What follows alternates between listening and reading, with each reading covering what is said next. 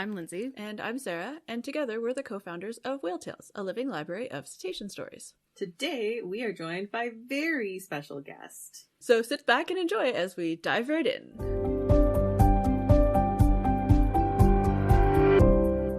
Hello, everybody. Hello. We are really excited to introduce our special guest, Erin Gless. But before we jump to that part of the episode, Lindsay, We wanted to address the new orca species in the room. Yep. It's like an elephant, but better and less decided upon. I was gonna look up numbers and compare things, but that was too esoteric and I'm tired. So, in case you haven't heard, there's a new paper out proposing the designation of residents, both northern and southern, and bigs as separate species, making the total of orca species 3. And if you haven't heard anything about us before, it's kind of a big deal. Yes. It's something that we've been asking for a really long time. And we're relieved to not be the only ones. Yes! Oh my gosh, if anything, I might be more excited about just how many people were clearly harboring the same sassy McSasserson feelings about the ecotypes versus species, but didn't have a podcast platform to broadcast their feelings about it, than the actual news itself. It is so validating.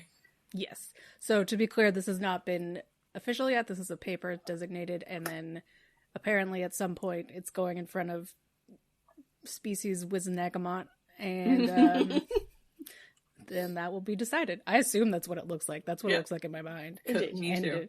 I wish that it was, so then we could go and sit in the big stone steps and hold signs. Yeah. But amazing. I can dream. Yeah. Anyway, we will let you know when more happens. Yes.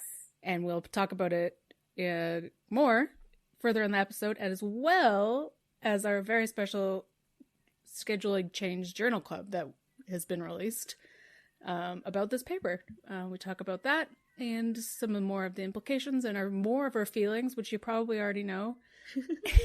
And so you can check it out on our journal club that just came out. And now, Erin time. Doodle-doo-doo. Okay, everybody, we are super excited to be joined by Erin Gless for the pod today. Erin, can you introduce yourself to our listeners? Yes, thank you very much for having me. My name is Erin Gless, and I am the Executive Director of the Pacific Whale Watch Association. Ooh, very fancy. Wow. It's a very fancy title. I don't think I realized you were the executive director until 20 minutes ago. And I was like, wow, this is fancy. We've got fancy guests today. Yes, the title sounds a lot fancier than I feel on a daily basis, but I guess it is, as an outsider, it is pretty darn fancy. What does it mean exactly? Yes. So the simple way of describing what the executive director of the Pacific Whale Watch Association does is everything. I am involved, and that's obviously being, a little bit humorous. We have a lot of really great people that are part of our organization, but I am involved in government affairs. So, we do a lot of advocacy for whales. Whales can't go to government meetings, and so we participate in those meetings. They would be so much more fun if they could. It would be really hard to get an appropriate venue, I think, if they had to do that. But so we go to a lot of meetings of government on both sides of the border, because we are an international organization. So we're both BC as well as Washington. Adding an extra flavor in there. Yeah, that keeps me on my toes. I have to know how government works on both sides of the border, and, still learning. I do our social media. I do our end of year reports, kind of our, data collation. And I also am out there in the public doing presentations and podcasts and all kinds of stuff like that. So I keep pretty busy. Can you tell us a little bit more about the association? Yeah, so the Pacific Whale Watch Association was founded in 1994. So this is our 30th anniversary this year. Know that? Yeah. And I will tell you, just for those of you who don't know me, I have not been with the association for 30 years. You're just a little whippersnapper. Yeah. I wasn't quite, in the position I am now back then, but many of our companies who are members now were part of those founding membership companies back in 1994. And the reason that the PWWA was founded is because back in the early 1990s, there were no whale watching regulations at all. And prior to, I would say, the formation of the PWWA in 1994, there were maybe, 2 or 3 whale watch companies that were really regularly whale watching in BC and Washington. But, nothing, it was not the industry that it is now.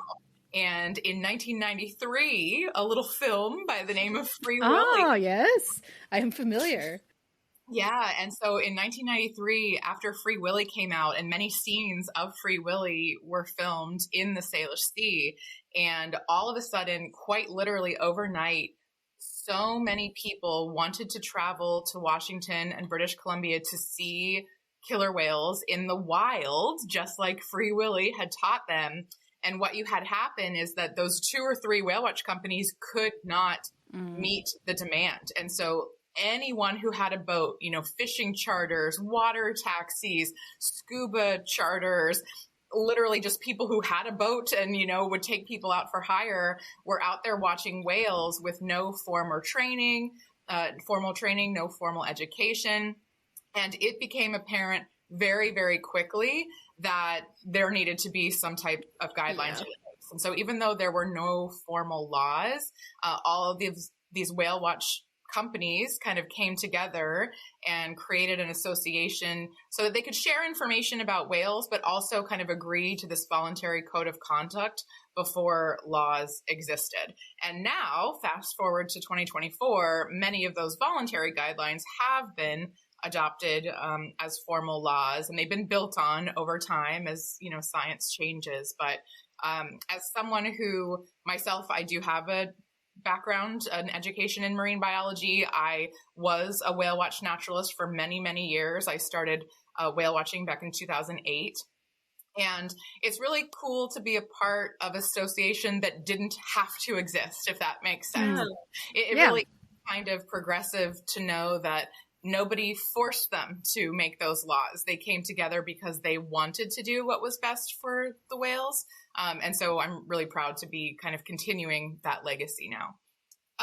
So I guess I should tell you just a bit about the association itself right now. So from 1994, we currently have 30 member companies. And again, that's in Washington State and British Columbia. We are dedicated to education, conservation, and responsible wildlife viewing here in the Salish Sea. And it's a pretty even split. We currently have 14 companies in British Columbia and 16 companies in Washington, so almost 50-50. And we have basically almost all of the Salish Sea covered. We have our farthest south company is down in Seattle, and our farthest north is in Telegraph Cove, BC. And so we cover really all of the Salish Sea and some of the waters beyond. Cool. That was going to be my next question. So now I don't have any questions. Somebody else I have many. Just on that same subject, before we change gears a little bit, do you have any on the west side of the island, or are they all sort of on the inside? Yeah, really great question. So now we do not have any operators on the outer coast of Vancouver Island, so Tofino or Ucluelet or anything like that. We do communicate with some of their operators, but as we will, I'm sure, possibly touch on during this podcast, BC is pretty complicated when it comes to whale watching regulations. And believe it or not, the laws for the Salish Sea are different than the laws on the outer coast of Vancouver Island. And so while it obviously makes sense to communicate with each other and, kind of keep abreast of what's going on, we have very different practices and very different rules. And so right now it really kind of makes sense for the PWWA to focus on, the Salish Sea. But I do think that in the future, it may be consistent regulations province-wide, and possibly at that time, maybe there will be more involvement. Yeah. I think it's interesting to think about that too when we think about just the different changes in range behavior for the different species that whale watchers are looking at. Because obviously you touched on the fact that, you know, Free Willy was focused on killer whales. A lot of, I think when people think whale watching in BC and Washington, even though there are so many different species to see, it's still the iconic killer whale is still what people are thinking about. And, you know, even upwards of 5 years ago or so, you would not have associated killer whales with the west side of Vancouver Island. They were there, but it wasn't with any amount of the frequency that even now we're not just seeing the bigs, but we're seeing the southern residents come up around Ucluelet and even up to Tofino as well. So, you know, they keep surprising us and our rules are tricky and not overlapped properly. Yeah. That's a really great point. Things have changed so much since the PWWA started 3 decades ago. They've changed when it comes to regulations. They've changed when it comes to the types of boats that are out there, where boats are departing from. But the biggest thing that has changed is the whales themselves. Back then, tours were, I'll go ahead and say, exclusively for southern resident killer whales. Yeah. And now they are essentially exclusively not for southern resident killer whales, right? It's for everything else. It's for mammal-eating bigs killer whales, humpback whales. We have a lot of gray whales around right now, minke whales. So the regulations are still catching up to what is actually happening out there on the water.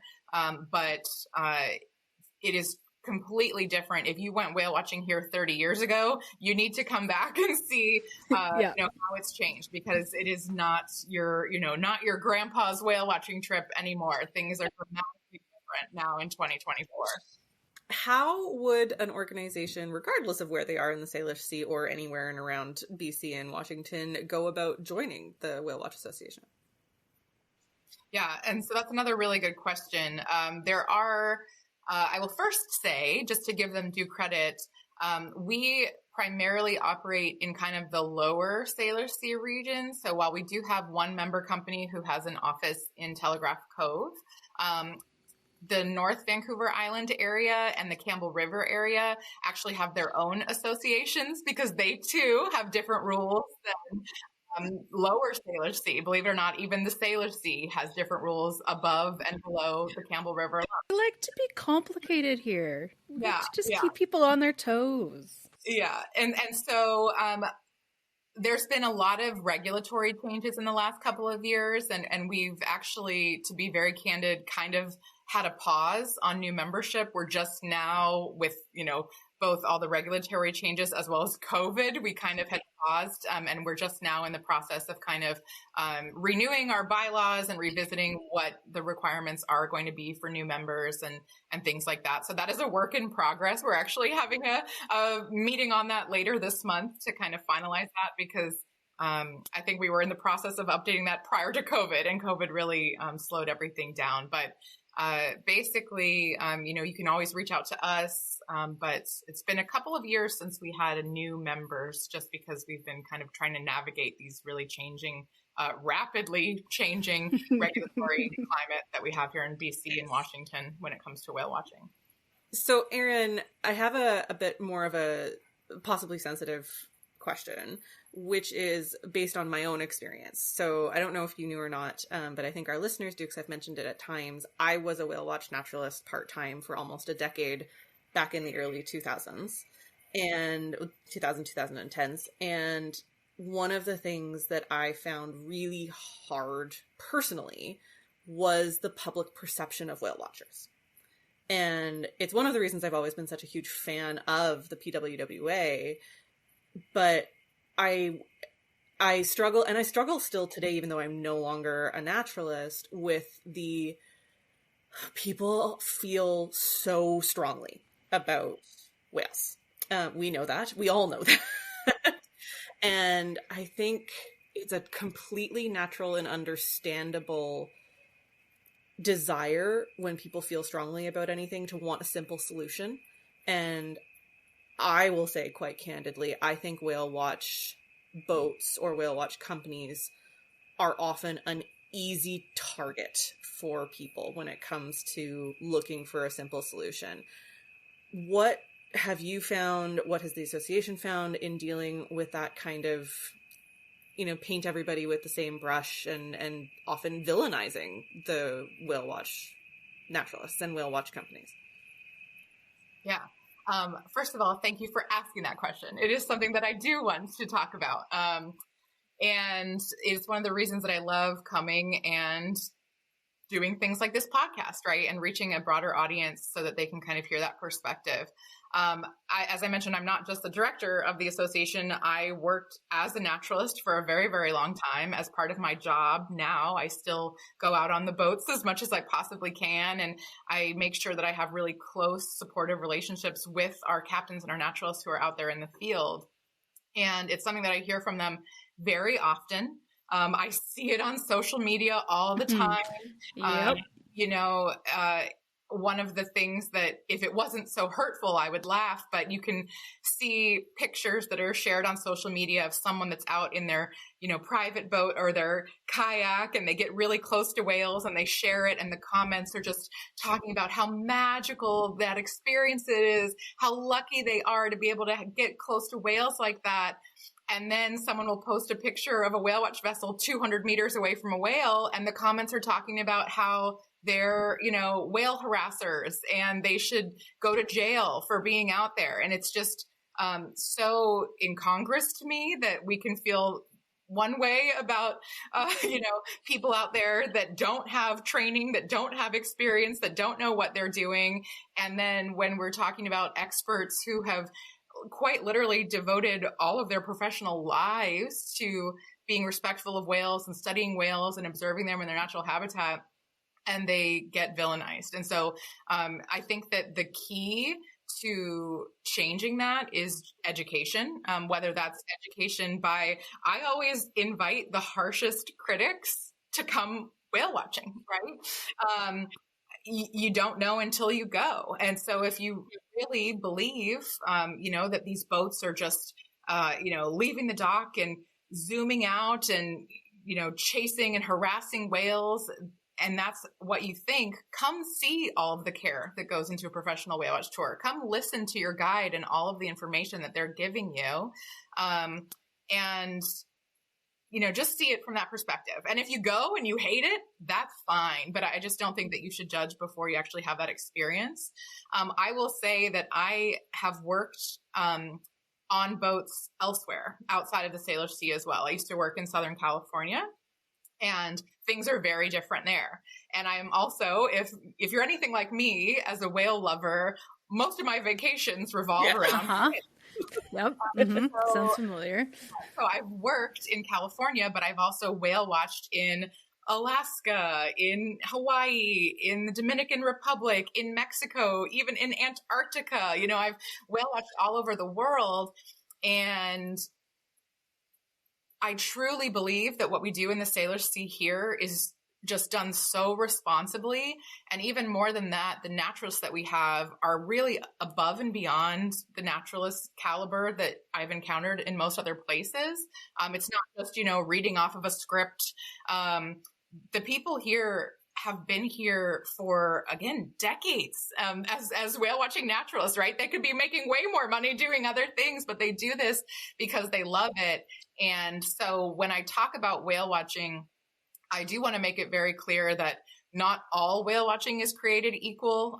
Really, if someone is looking to go whale watching, I highly encourage them to do research, look into the company, look into their practices, see what they do both on and off the water to help whales. But I feel very, very good about the way that we do things here. And if I did not feel good about the way we did things here, I would not be doing this job. And anyone that knows me in my real life knows that that is not a bluff, right? I have jobs in the past because I, had kind of fundamental disagreements with the way things were done. I am not above and beyond walking away from something if I don't believe in it. And I do believe in whale watching up here for sure. Thank you so much for that, Erin. Thank you. Yeah. And I was going to just sort of tie into that for a sec. I don't know if it's unique to our region or if this is more common, but I think at least I first met you at the UBC Marine Mammal Symposium, and that like unique interaction that's invited between researchers and naturalists and the general public is, I think, a really special thing that we have here. And I think like Pacific Whale Watch Association has been so involved in Symposium, and it's like such a great forum for collaboration. And a lot of the papers that we've talked about on the podcast, for example, have used a lot of studies that whale watching companies have been involved with and stuff. So I just, wanted to sort of continue, like, it's not just the whale watchers are really like respectful and experts, but they also like collaborate across like with academia as well. And that's something that is really important to me, again, because that is my background. And so since I've been in this role, I started in 2021. Feels a lot longer. What a time to start. Wow. Yeah. Just you really hit the ground running. But one of my priorities immediately was making sure that we were in touch with the researchers that needed that information, because we're out there almost every single day, weather permitting. And if you are a researcher, you might have a budget that allows you to be out there for 2 weeks of the year. And so I just wanted to make sure that we were capitalizing on the fact that we are out there almost every day, taking pictures, making these great observations. And I didn't want those to go to waste. And so we'll talk about it today as far as like our PWWA sightings app. Again, all of those great photos that our naturalists take. And we kind of just have been reaching out to all kinds of different research organizations, not just in the Salish Sea, but elsewhere, and saying, hey, this is what we have. Do you want it? And I think that they have been shocked at how willing we have been to give that information to them. And the only other thing I want to say is that it's not just PWWA, captains and naturalists giving information to researchers. We actually have a lot of people who are researchers who work for the Pacific Whale Watch Association. And so it's really cool that they wear those different hats and they see things from both sides, but they benefit from getting the data that we provide as whale watchers. And we benefit by kind of having that inside scoop of what's happening in the research world. And I just think it's a really cool collaboration, and not everywhere in the world is capitalizing on that. So I'm really proud of the fact that we do that up here. Yeah, it's one of those things, because we've talked about so much about the whales here and how we've got this insane amount of knowledge that a lot of people don't have. But if you think about, like, they've been studying residents for over 40 years now, but PWWA has been there for 30 of them. So it's one of those things of, we know so much about every individual of these animals, and the whale watch naturalists are a large part of that. They're the ones taking the pictures. They're the ones calling in the births. They're the ones calling in that's whoever is missing. Like, researchers aren't able to be out there every day, but you guys are the ones contributing to the knowledge that is unlike any other population of animals in the world, or marine animals anyway. And we couldn't have done that without you guys. So, yeah. And as I mentioned, unfortunately, things have really changed quite a bit with southern resident killer whales. And so we're not out there watching southern residents anymore. So unfortunately, that kind of bit of contribution has been lost since we're not able to be around them. But we are able to still contribute really valuable information about humpback whales, big killer whales, northern resident killer whales, gray whales, minkies. So we're still able to contribute, but unfortunately that southern resident component is no longer really a part of what we do. Yeah. Although, like, when they started to switch, like, we needed to have that information that was a thing that was actually happening and not just like a weird year. Like, and again, same, like, the negative story of the residents, but the positive story of the bigs was at the same time, was they're like, what? This is weird, right? That we haven't seen any residents in July or whatever. And then also that we've seen so many bigs. So that's the kind of thing of the institutional knowledge of the behaviors and patterns of whales was changing, and we were able to sound the alarm, whatever that alarm might be, because we knew that it was abnormal. So yeah, that's well, great. It goes into the greater public knowledge. I mean, that's one of the sort of like lasting legacies that whale watch naturalists have, is the ability to share that information, not just with the researchers and other collaborators, but with the public themselves. And a prime example of how well connected and observant naturalists are, I experienced when I was first training to be a naturalist. So all of this, again, back in the early 2000s, all of the published, and I mean that both in like academia as well as like go to the bookstore and pick up a book on killer whales, published literature on killer whales at that time that even if it deigned to differentiate between residents and at that time called transients, it was very clear from what I had been able to gather before becoming a naturalist. Residents stay with their moms their whole life. Transients don't do that. And that was the published knowledge about those two different groups.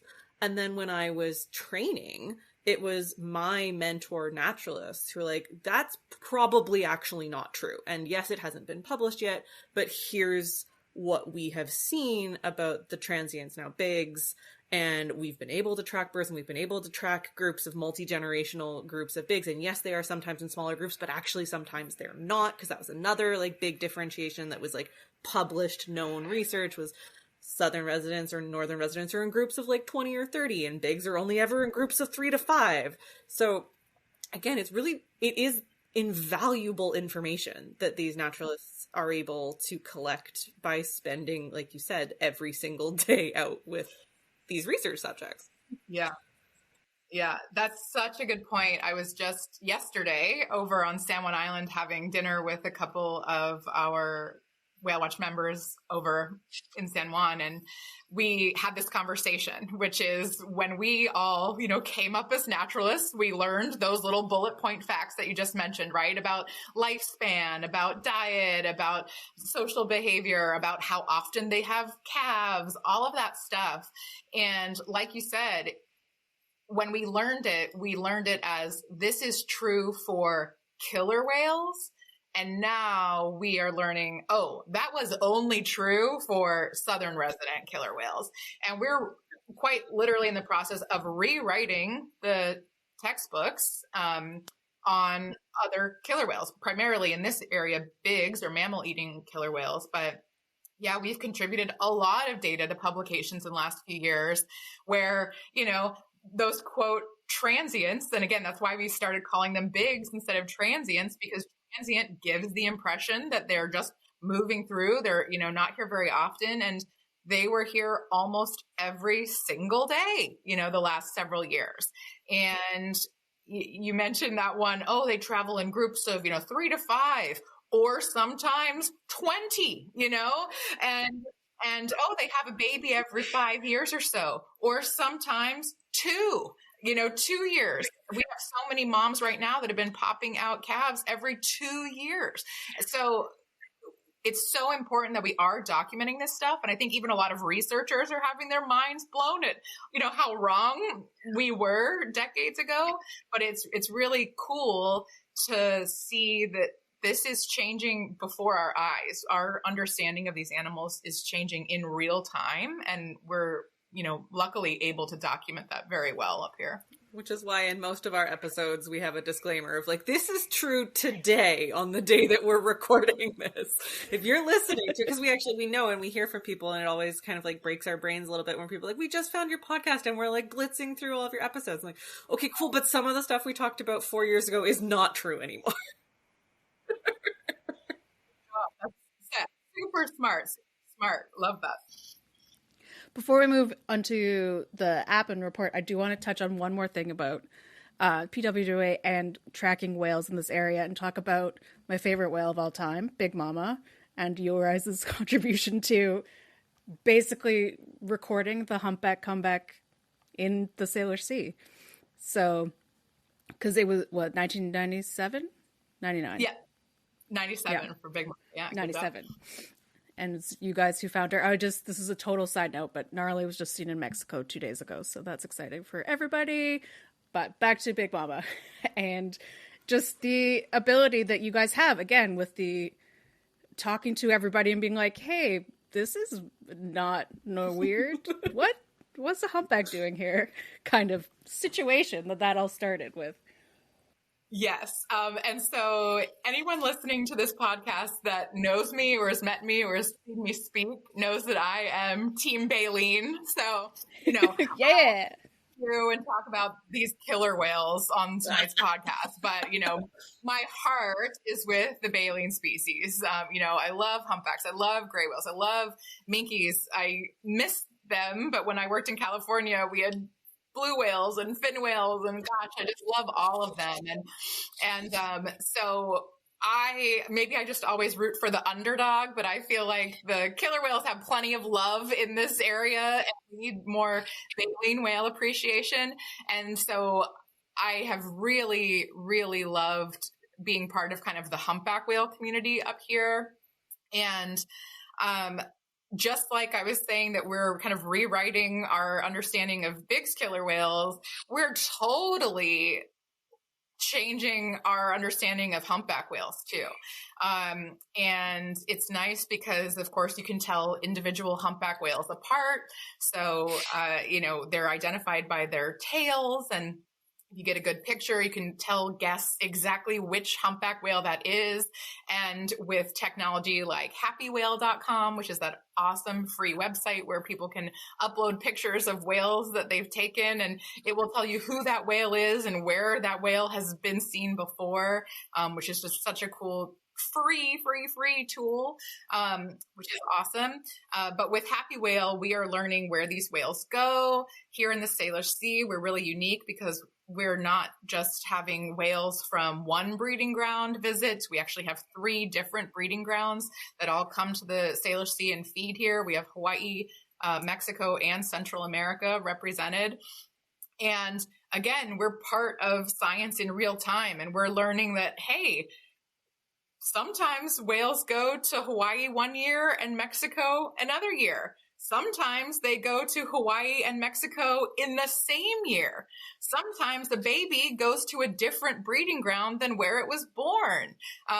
Sometimes related humpbacks meet up 10 years later. We were told that never happens, right? So we're just learning so much. And the Salish Sea might not be unique in that, like, maybe humpback whales elsewhere do the same things that the whales here do.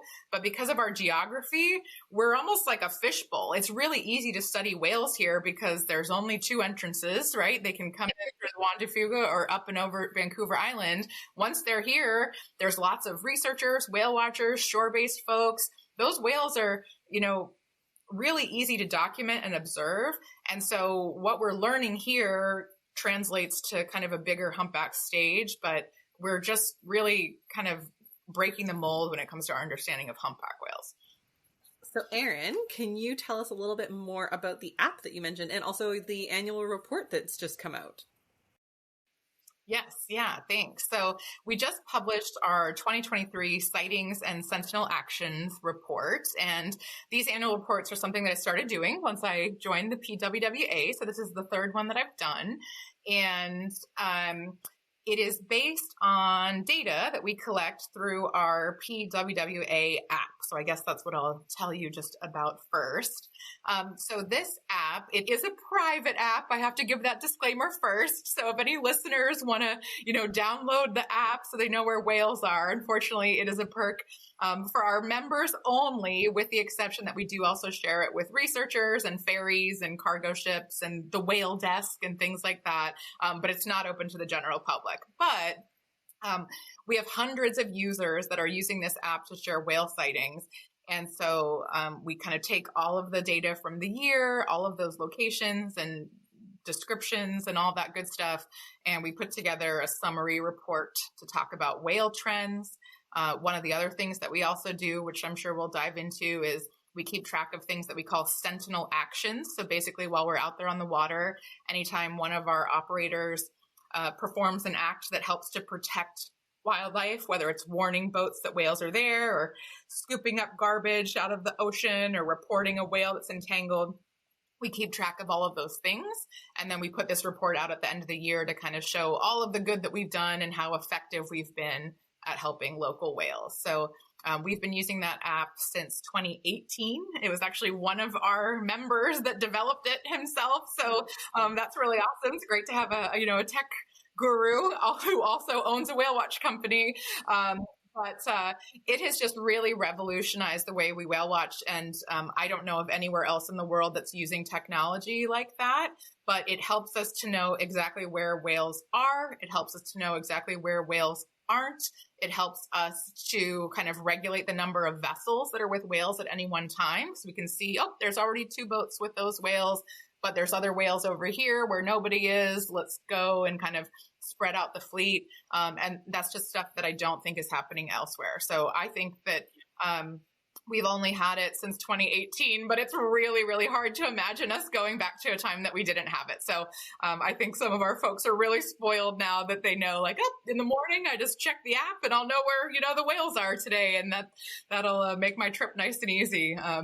But it is totally revolutionized whale watching for sure. I think what you mentioned about sharing it with the sort of like the cargo ships and the ferries and some of the other like really large vessels that can't be overstated how important that is for the ability to, like you said, avoid. So it's from like an avoidance perspective. So it's the regulatory aspect for the other members of the Whale Watch Association, but also for those larger vessels.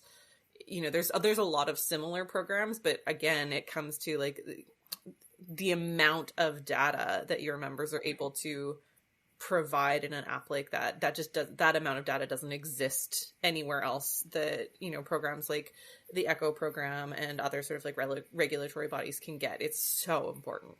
Yeah. We had more than 40,000 reports last year of whales.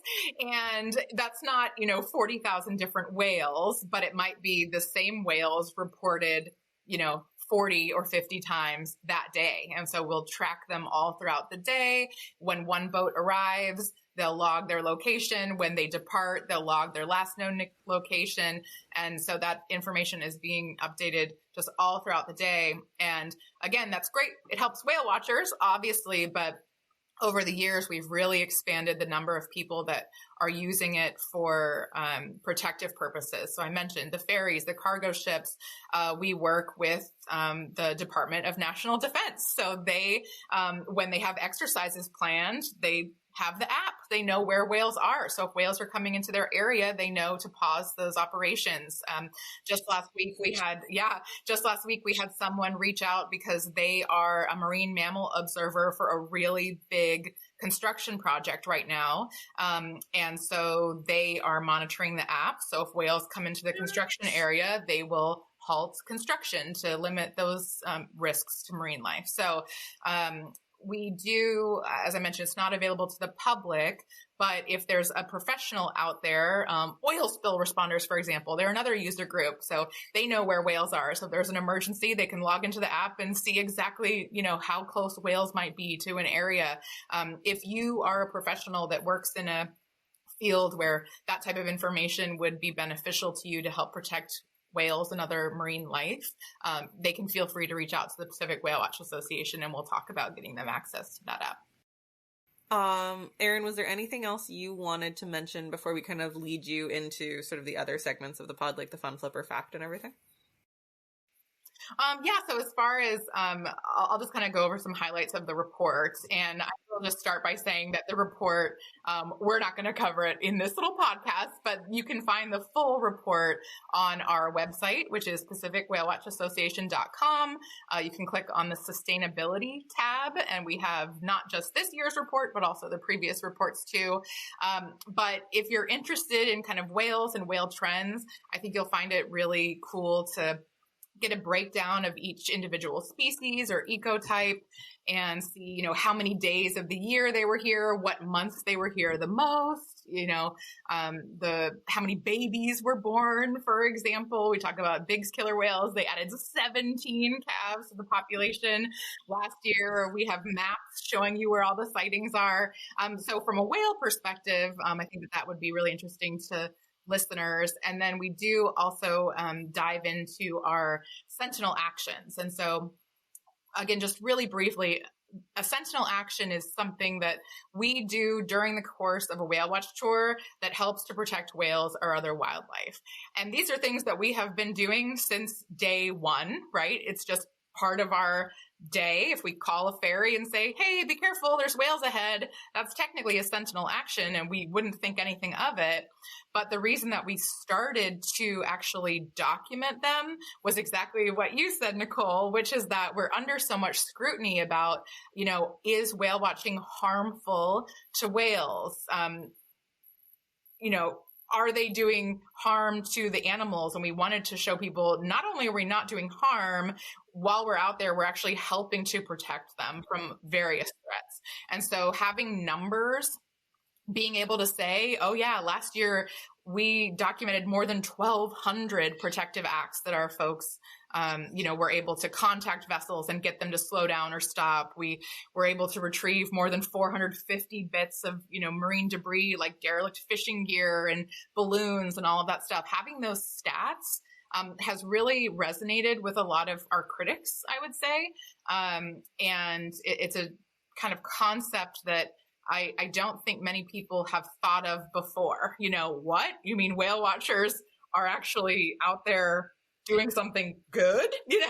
Yeah. I they think, care about the whales? What? Yeah.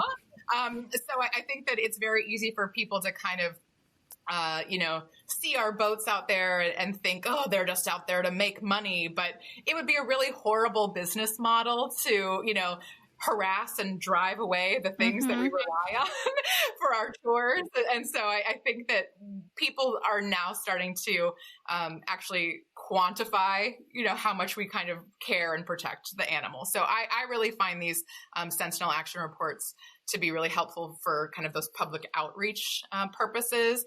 One really cool thing that I'll share is that not only do we ask our captains and naturalists to document every time they contact a vessel, for example, but we also ask them to write, did the vessel change their behavior, right? Yes, no, maybe. And we were able to document almost 800 vessel contacts. So that's little vessels like recreational boats and fishing boats, and also big vessels like ferries and tankers and things like that. And 78% of the time, we were able to get those boats to either slow down, stop, change their course to avoid the whales. So 78% of the time, us contacting them made it safer for the whales involved. That's awesome. So that's, yeah, I think really, really awesome. That's the highest that we've had for the last 3 years that we've been keeping track. So that's really cool. I think that as people get to know the whale warning flag a little bit better, get to know about whale watching and kind of the whale regulations more, hopefully that number will continue to increase. But I think it's really, really powerful to say that, you know, more often than not, us being there ends up helping make a safer environment for the whales. Before we continue with the rest of the episode, we wanted to take a moment to tell you about how you can support our podcast and everything we do at Whale Tales. You can join us by becoming a patron at patreon.com/whaletales. You can join for $1 a month at the porpoise level, $5 a month at the dolphin level, or $10 a month at the whale level. And each level comes with a variety of perks, including polls, thank you postcards, access to extended interviews or extra stories our guests are so kind to share with us.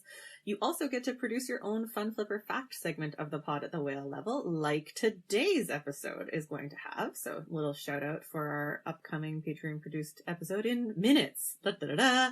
And we have a few extra Patreon only podcasts.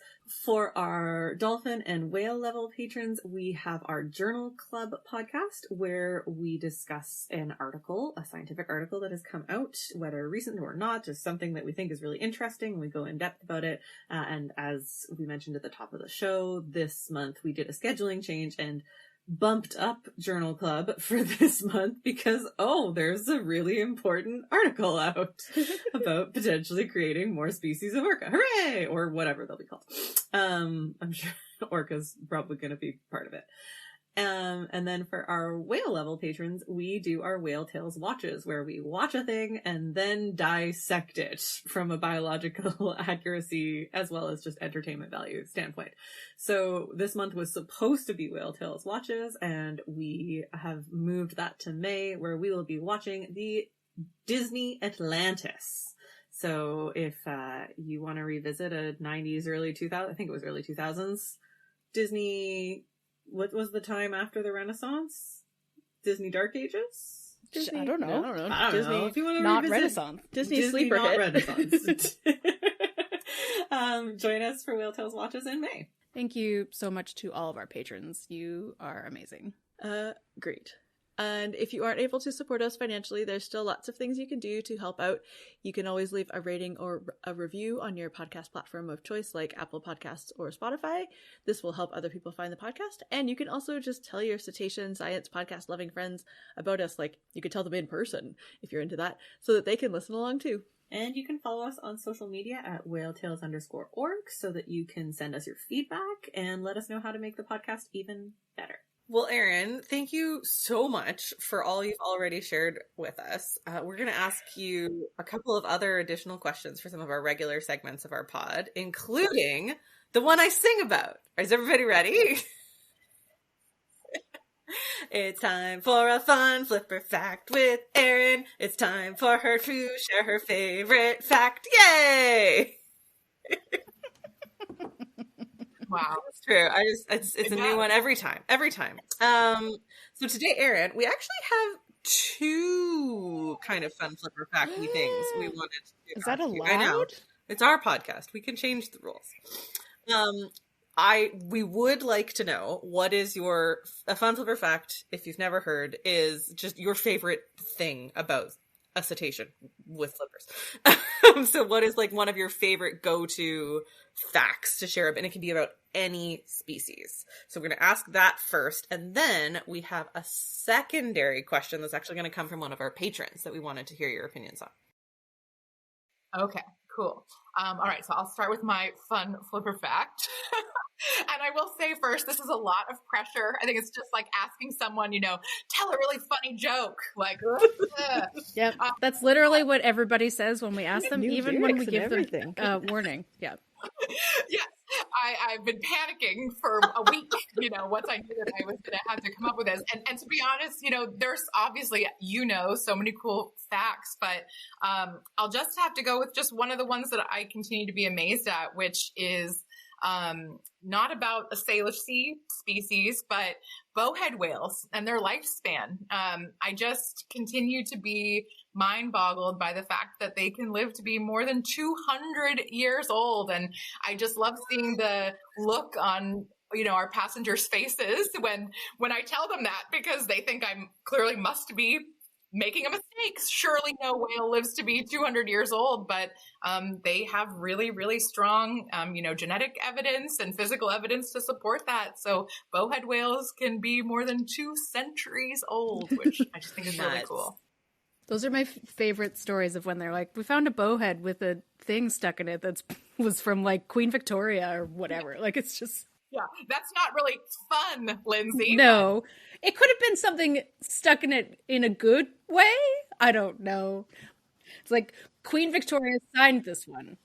Speaking of talking about whales from the 1800s, Nicole, what's our next fun flipper fact? This actually makes sense. I swear it does, folks. So this comes to us from our patron, Rebecca. So Rebecca is a whale level patron, and our whale level patrons are allowed to produce their own fun flipper fact segment of the pod, which means they get to ask us whatever they want, and then we talk about it. And Rebecca's question was very topical. So topical, in fact, that Linz and Sarah and I have done a whole separate Patreon-only podcast deep dive journal club art looking into the article here, and we mentioned it at the top of the show before you joined us, Erin. Rebecca's question is about the recently published article looking at differentiating, shocker, different species of killer whales. Talk about Rewriting textbooks. And specifically, her question, she asks, I would be interested to know what impact, if any, the splitting of the residents and the bigs into two newly defined species will have on the protection, specifically of the southern residents. So the three of us go into this a little bit in our Journal Club article, but Erin, we couldn't have planned a better guest to have when this article came out and when Rebecca asked her question. First of all, tell us all your feelings. Are you also just over the moon? Can't believe this is finally happening like us? Oh man, thank you for bringing this one up. It has indeed been a hot topic in the whale world. This paper has been anticipated for years. And so it was so funny, in the whale world, we were like, it's coming out tomorrow. And, then we were talking to reporters and they're like, It's a really big deal. Yeah, so it's really, really important to us in the whale world. I don't know if it's, on a global scale causing the same ripples, but it's a big deal to us. So yeah, let's briefly, I'll share my thoughts with you, which is that we essentially, as whale watchers, have been treating these as totally separate species in practice for the last several years, right? We know that they eat totally different things. We know that they behave totally differently. We know that they avoid each other. We know that they don't breed with each other or associate with each other. So, for all intents and purposes, we've been treating them like different species in many, many ways. This will kind of be, as you mentioned, the paperwork catching up to what really happened in real life, right? So those whales split from each other hundreds of thousands of years ago, and now humans are just figuring out how to finally formalize that, right? But the question specifically of how do I think that's going to change things, the honest truth is I don't think it's going to change things very much when it comes to conservation, because in both British Columbia as well as in Washington State across the border, they have already recognized southern resident killer whales as a distinct population.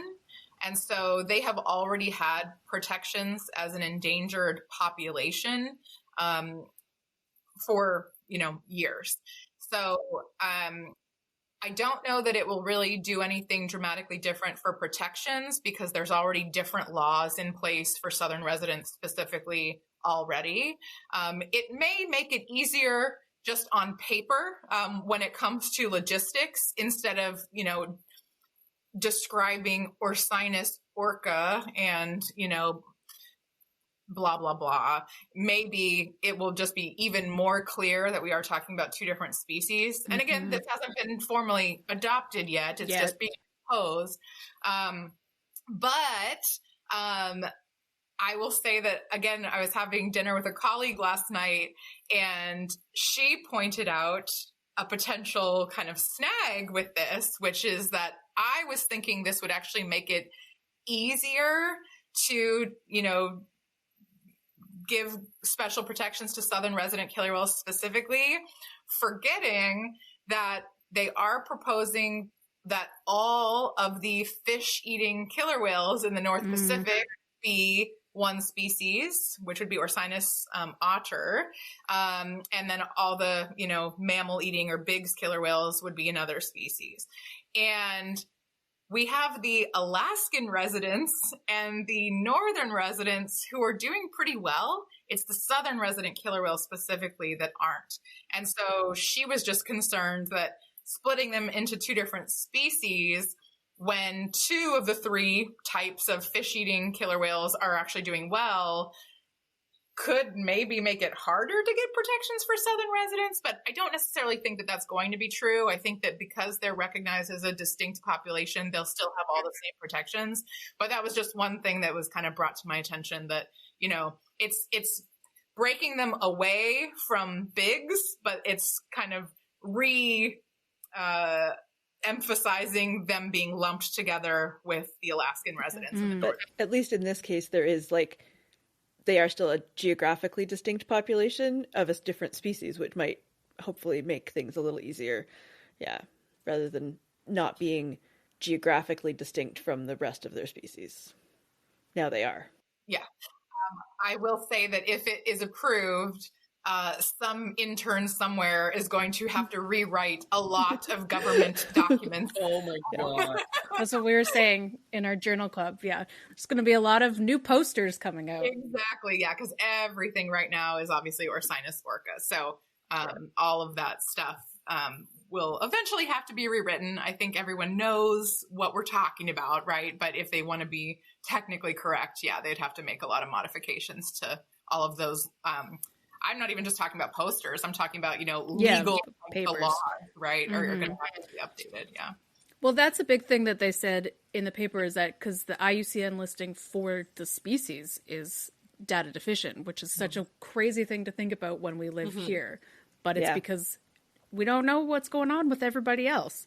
So splitting at least the Salish Sea ones up will help with their IUCN listings, plus whatever happens with their Canadian and American listings.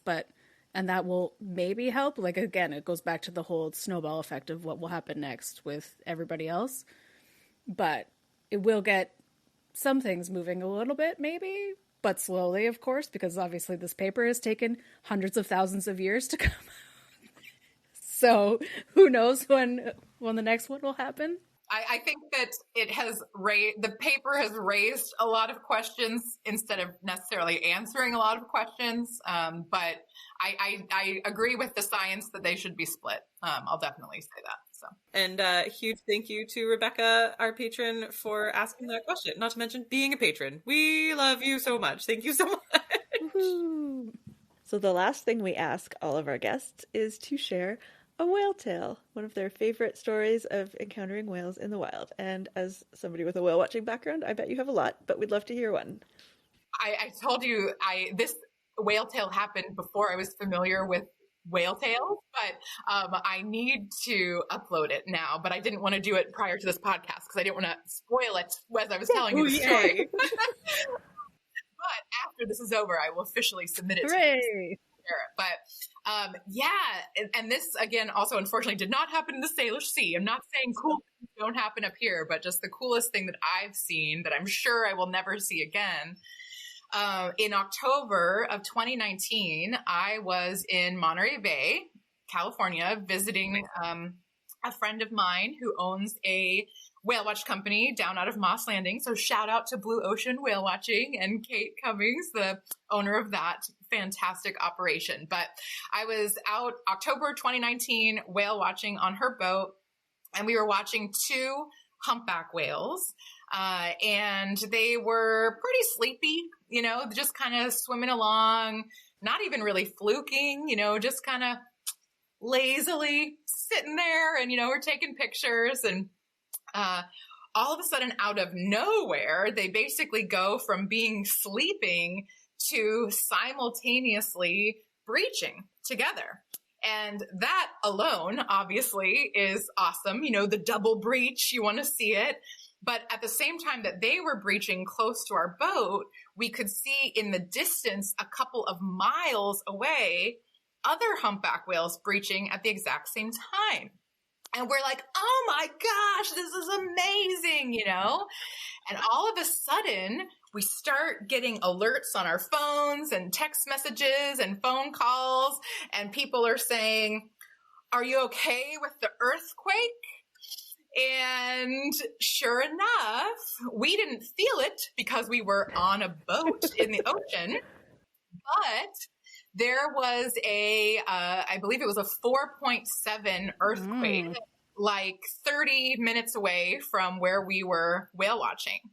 And when we went and looked at the underwater hydrophone that Monterey Bay Aquarium has, and then looked at the timestamps on our photos, the exact moment of the earthquake and that underwater rumble that you could hear was the exact moment that all of those humpback whales simultaneously breached. And actually, if you look at one of Kate's photos, you can see not only the whales breaching in the foreground, but also in the background, you can see amazing. the flashes from the other whales. But so like every whale within a 5-mile radius breached at that moment.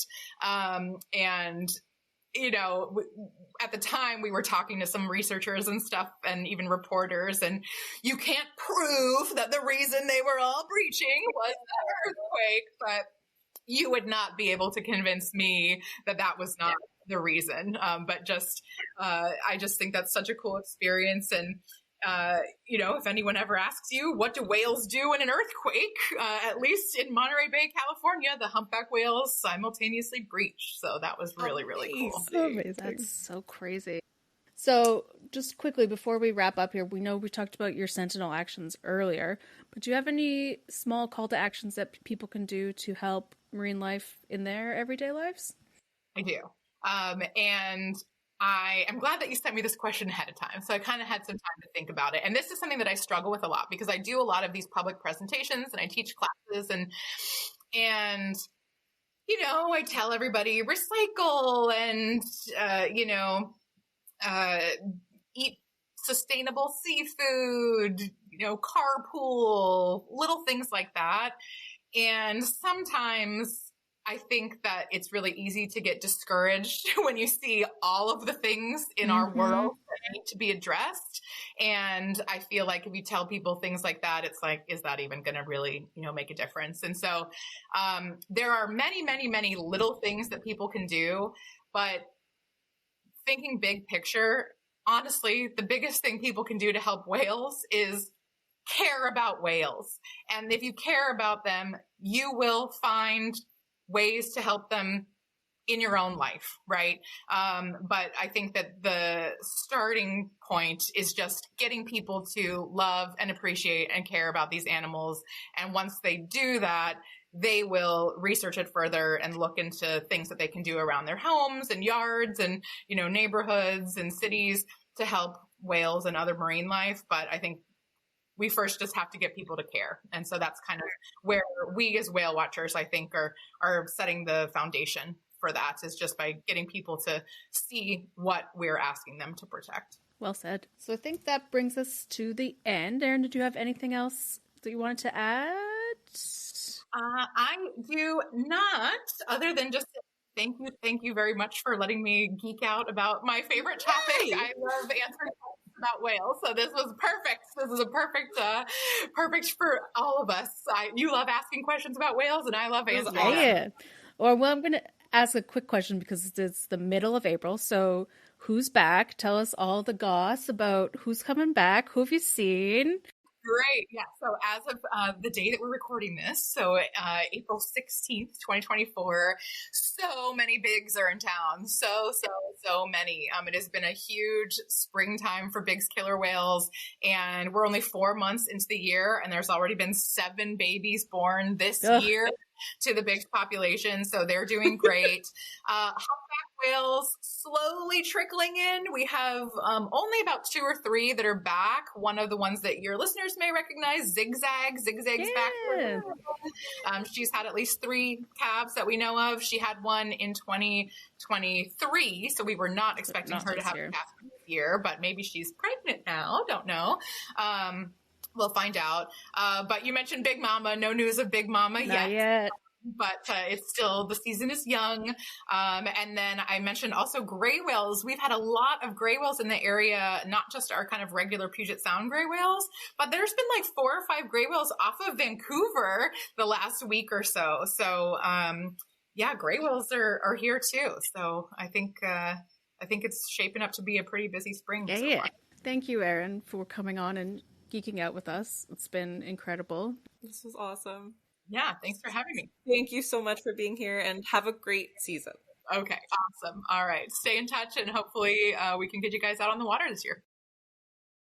Okay, I think that brings us to the end of the episode. We would love to hear your thoughts on this or any episode, so please visit our website at whale-tales.org and find links to all of our social media handles, the ones I know about and the ones that I don't, so that you can drop us a line. You can also check out everything Erin and Pacific Whale Watching Association are doing at pacificwhalewatchassociation.com. And also you can check our show notes for all of their social media handles, but they're basically in all the places you might expect them with the name you might expect them to have. Yes, they're not complicated like us. You can also head to our website to subscribe to our podcast, learn about supporting us and becoming a patron, and check out over 1,300 whale, dolphin, and porpoise stories. That's whale-tales.org. Tales like the stories, not tales like the animal. And if you've seen a cetacean, we would love to add your story to our library. You can click the share link on our website. You can contact us on social media at whaletales_org, or you can email us a voice memo and tell us all about your incredible cetacean encounter. Finally, we want to acknowledge that we recorded today's episode on the unceded territories of the Coast Salish peoples and the Musqueam, Squamish, and Tsleil-Waututh nations, as well as the homelands of the Tsawwassen First Nation. Erin joined us from the Samish Indian Nation. Thank you everybody so much, and we hope you have a whaley great day.